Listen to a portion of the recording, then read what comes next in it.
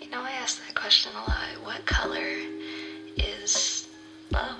And some people say it's the rainbow, it's every color, but sometimes they'll ask me back, hey, what do you see love as? And love is, of course, it's every color of the rainbow, whether it be the dark palettes for the dark days of when you're fighting with your significant other. It doesn't even need to be your significant other. It could be your family. It could be your friends, but you're still supposed to love them for every portion of their entire being, whether they're depressed, suicidal, or just angry, or saying things they don't mean.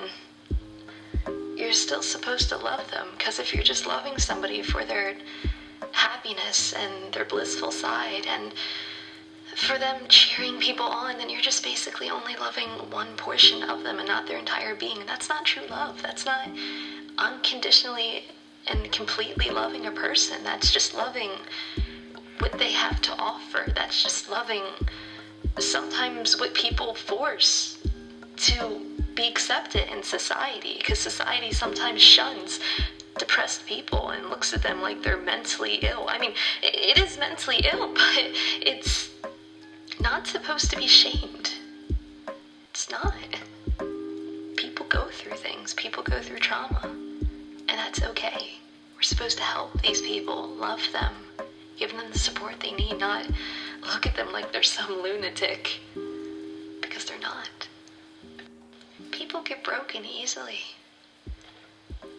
Think of it like when you pick up a small animal, whether it be like a hamster or a mouse or really anything smaller than you, anything with a fragile body, anything with a fragile skeletal system, you don't want to hurt those things. You have this sense to protect them, like, okay, you're smaller than me, you're weaker than me, so I have this urge as somebody stronger, whether it be mentally or physically, to hold you under my wing and protect you. You've been through some horrible traumatic experience. You don't have a parental figure. You didn't have good friends. You didn't have good family. You didn't have a good relationship. So if you're close to that person, or just like me, for example, if you even see a stranger going through something like that, it gives you the urge to be like, I'm gonna be that person you need then.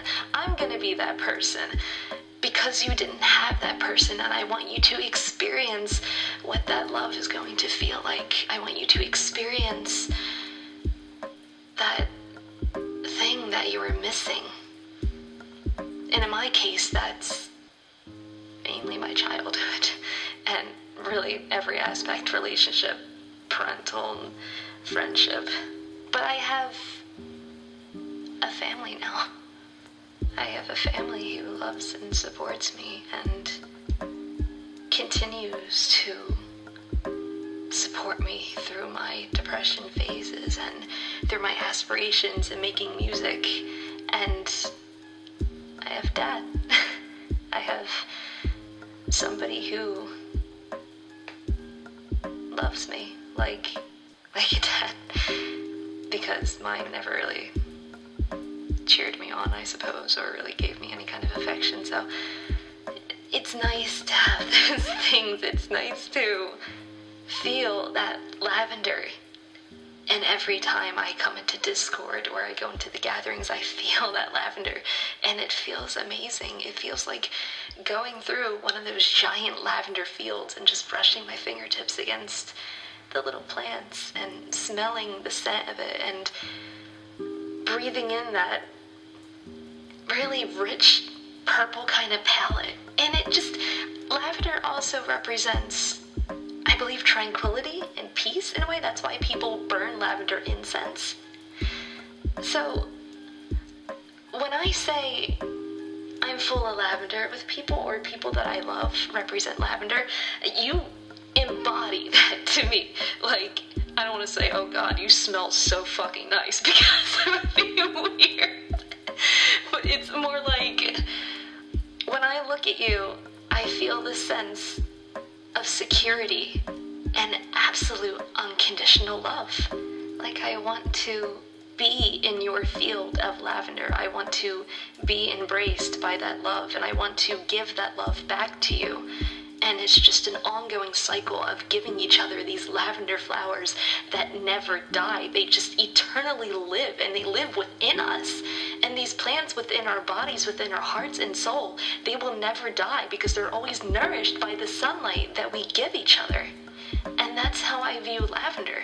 Just a plant that never dies, and the plant that represents love, and our love for each other, for humanity, will never die.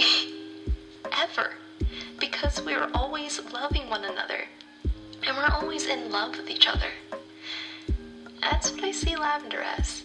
Just a never-ending field of love. A never-ending field of love for everyone, for each other.